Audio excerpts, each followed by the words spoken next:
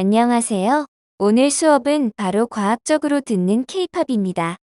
예술적인 멜로디에 문학적인 가사, 그리고 이것을 과학적으로 분석해보는 학문간 대통합 시간이에요. 은유적으로 표현한 음악들도 많지만 먼저 대놓고 주체가 드러나 있어서 분석해보기 쉬운 곡부터 시작하려고 합니다. 첫 곡은 윤하의 혜성입니다. 어두운 하늘을 날아다니는 저 빛나는 별을 타고서 긴 잠이 든 그대 품으로 날 데려가 줄 수 있다면 밤낮 하늘을 돌고 어두운 하늘을 날아다니는 이라는 구절에서 시간적 배경은 밤하늘의 천체들이 잘 보이는 저녁 시간이라고 생각해 볼 수 있습니다. 여기서 날아다니는 것은 바로 혜성인데요. 혜성의 속도는 매우 빠릅니다. 하지만 지구에서 관측할 때에는 빠른 움직임이 보이지 않죠. 왜 그럴까요? 바로 아주 멀리 있기 때문입니다. 똑같은 속도로 움직이는 물체라도 가까이 있으면 움직임이 커 보이고 멀리 있으면 움직임이 작아 보이죠? 실제로 두 물체가 이동한 거리는 같지만 말이에요. 마찬가지로 혜성도 굉장히 빠른 속도로 움직이고 있지만 지구에서 멀리 떨어져 있기 때문에 움직임을 육안으로 확인하기 쉽지 않습니다. 이 노래에서는 혜성을 별이라고 지칭하는데요. 괜찮을까요? 별이라는 것은 스스로 빛을 낼 수 있는 천체, 즉 항성을 말합니다. 영어로는 스타라고 부르는 그것이요. 밤하늘에 빛나고 있다 해서 다 같은 별은 아니잖아요. 혜성도 스스로 빛을 내는 천체는 아니기 때문에 별이 아닙니다. 하지만 종종 지구별이라는 표현을 쓰는 것처럼 개념적인 오류는 맞지만 시적 허용으로 생각하고 넘어가요. 여기서 화자는 혜성이 짝사랑하는 상대에게 자신을 데려다 줄 것을 희망하고 있습니다. 속도가 빠르기는 빠른데 데리러 오려면 많이 오래 걸리겠네요.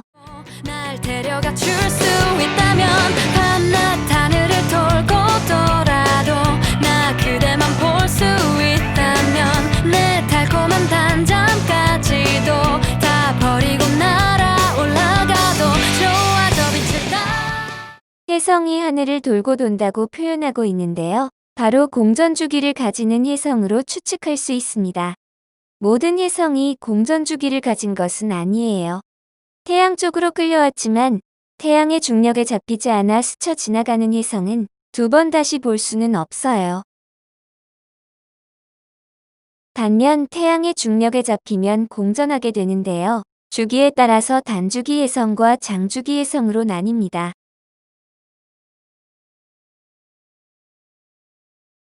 때로는 태양 쪽으로 끌려오다가 다른 행성들에 충돌되어 사라지기도 합니다. 이 행성이 지구가 되지 않으라는 법은 없겠죠. 이 노래의 화자는 자꾸 혜성에게 데려다 달라고 하는데 혜성이 화자를 데리러 오면 안 될 것 같아요. 짝사랑하는 상대가 아니라 저 세상으로 데려다 줄 듯. 그렇다면 이 혜성의 정체는 무엇일까요? 사실 어떤 혜성인지는 이 노래에서 중요하지 않기 때문에 알 수 없지만 공전 주기가 짧으면서도 맨눈으로도 볼 수 있는 혜성이 되어야 할 것 같네요. 그렇다면 답은 하나입니다. 바로 헨리 혜성이지요. 헨리 혜성은 76년을 주기로 태양을 돌고 있어서 단주기 혜성에 속합니다. 76년이란 시간이 짧지는 않은데 단주기 혜성에 속한다는 게 놀랍지 않나요? 그만큼 우주의 시간과 공간은 광활하기 때문에 인간에게 76년은 한 사람의 수명과 같지만 우주에서는 그렇지 않아요. 천년 단위로 공전하는 혜성도 있기 때문에 76년 주기 혜성은 단주기일 수밖에 없습니다. 최근에 지구에서 관측된 헨리 혜성이 1986년이었고 다음번 지구에서 관측될 수 있는 시기는 2061년 즈음이라고 합니다. 제가 태어나기 전에 헨리 혜성이 다녀간 거라 시력관리 잘하면서 존버하다 보면 헨리 혜성을 살아생전에 볼 수 있을지도 모르겠네요. 우리 그때까지 건강하게 살아요. 올라가도 좋아 저 빛을 따라가 혜성이 되어 저 하늘을 날아봐 내 맘을 전하게 그대에게 데려가 별을. 자, 드디어 화자는 혜성을 결국 따라잡아 탔나 봅니다.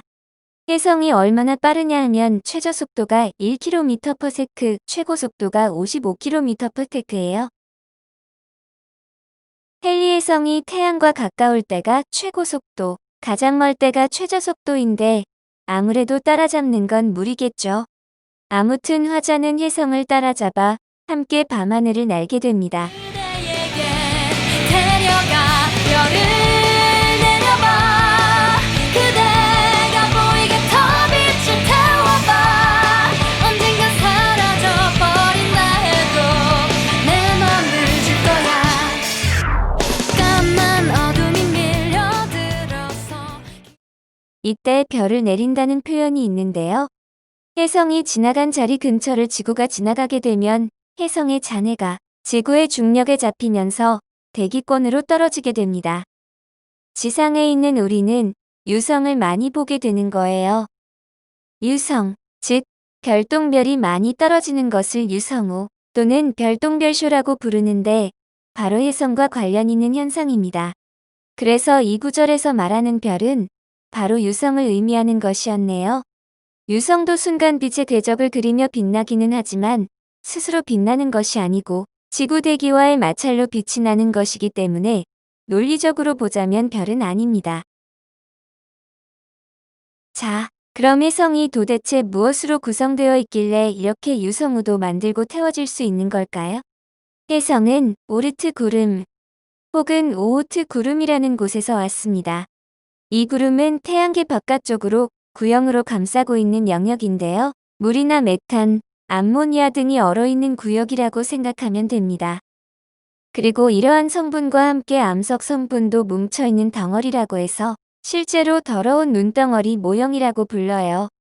눈이 온 운동장에서 눈싸움을 하려고 눈을 뭉쳤을 때 그 눈덩어리와 비슷한 상태라고 생각하면 됩니다. 눈이랑 모래와 돌들이 뒤죽박죽 섞여 있겠죠?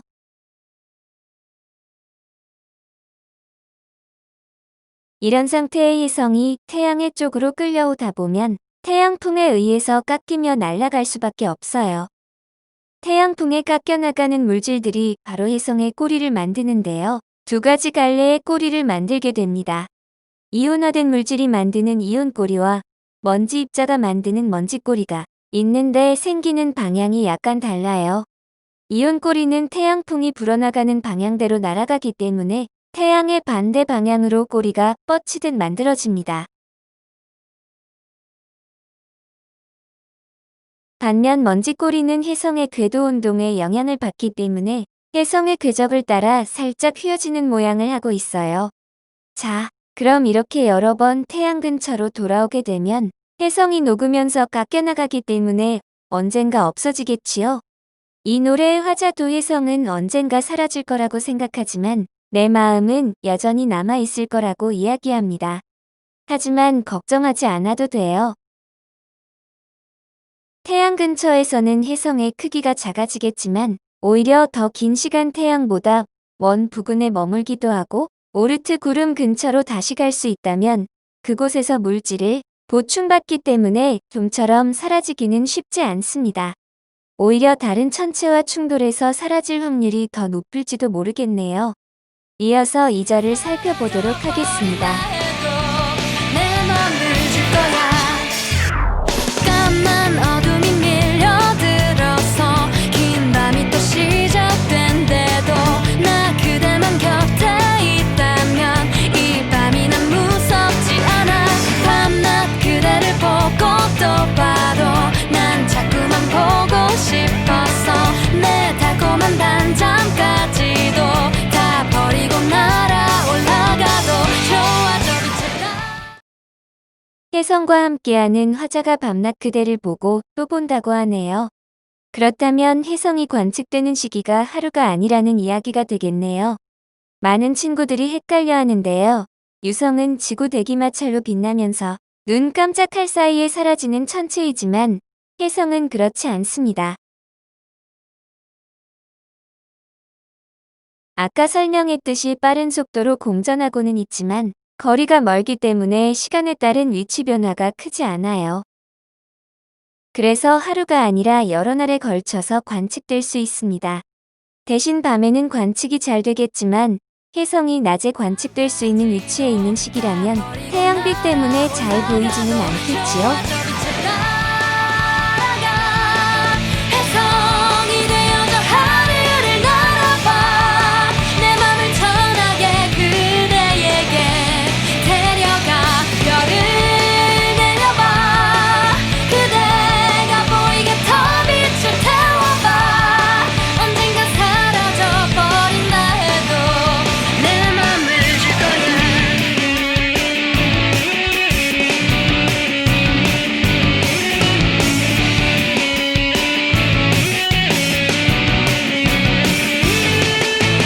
만약 그대가 힘이 들 때면 밤하늘을 올려다봐요 나 언제나 그대 보는 곳 그곳으로 날아 올라가고 싶어 저 빛을 따라가 더욱 더 높이 저 하늘을 날아봐 내 마음 전하게 그대에게 데려가 나를 지켜봐 언제나 영원히 그대만 사랑해 언젠가 사라져버릴지 몰라도 내 맘은 다 알 거야 혜성을 보면 내 사랑을 알 거야 그대가 어디에 있든 언제나 비춰줄 테니까